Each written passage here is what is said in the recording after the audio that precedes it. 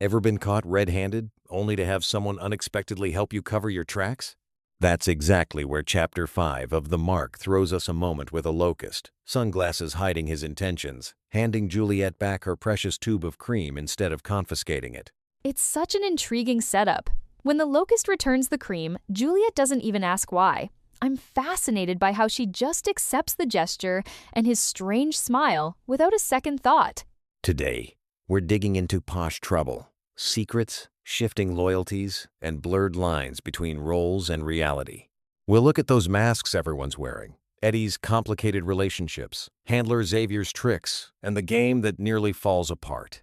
Plus, we'll unpack what Eddie's encounter with Nicholas really means and why those sunglasses and smiles matter way more than they seem. Ready to dive into deception, danger, and maybe even a little romance? Thinking about that cream, it's wild that Eddie doesn't even question the locust's motives. She's just relieved to get the tube back, since she believes it'll erase the numbers on her spine. And the irony is, even after all that hope, the cream doesn't work. The scab falls off, but the mark's still there. Such a gut punch for her. What really gets me is how she lumps all locusts together anonymous behind their sunglasses, faceless, almost like machines. No wonder she doesn't recognize Nicholas later. It's almost like those sunglasses are a uniform for intimidation and secrecy. People can't read their eyes, so there's always this sense of unease. That actually reminds me of the flashbacks in this chapter. Eddie and Kitty's relationship is so much colder now than when they were younger. Right, and I found Kitty's refusal to take the bug juice especially telling. She wanted to dream, even if it meant resisting the rules. That's a small act of rebellion, but it says so much about her character. You can feel Eddie's heartache every time Kitty pushes her away. The chest pain she describes, it's like grief for a lost closeness. And it's not just about dreams. It's about longing for comfort and connection, something Eddie desperately misses as things grow tense between them. Shifting gears, Handler Xavier really steals the spotlight in this chapter with his elaborate street scam.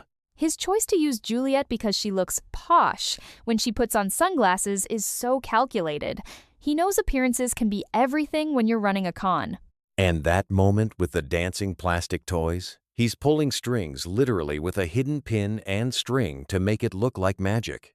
But Nicholas throws a wrench in things. He's observant, curious, definitely not the kind of customer they want. It's risky, and you can sense Xavier's anxiety rising. Funny how Eddie slips so easily into her posh disguise, but as soon as Nicholas starts asking questions, the boundaries blur. What I love is how Eddie starts noticing Nicholas as more than just a threat. There's this slow shift. He's not just a boy from the other side, but someone whose gaze she can't ignore. That description of his eyes almost undressing her, counting her freckles, making her self-conscious, it's so intense. And when she repeats his name to herself, you feel her longing. But there's also guilt. She's afraid he'll feel betrayed when he finds out who she really is.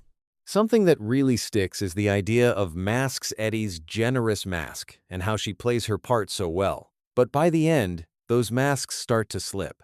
Absolutely. And when Nicholas treats her like she's real, not just some scum from Slum City, it shatters her routine. For a moment, she's seen and valued, not just acting. But then her guilt comes rushing back. She can't bring herself to reveal her true identity. She literally runs away from him. Her internal struggle is raw. She's torn between the safety of her mask and the desire to be honest, to connect for real. So, if we boil it down, here are 3 key takeaways. First, appearances and masks are central. Everyone's hiding something, for better or worse. Second, there's a real divide between classes, shown by things like Eddie's act and Nicholas's ability to read, which is a kind of privilege. Third, genuine connection is risky. Eddie's drawn to Nicholas, but honesty could cost her everything. If you want to dig deeper, try rereading the chapter with an eye for who's putting on a mask, and when notice how often people say one thing but feel another. It really changes how you see them. Thanks for tuning in. Next time, we'll tackle what happens when those masks finally come off. Until then, keep questioning what's real and what's just a performance.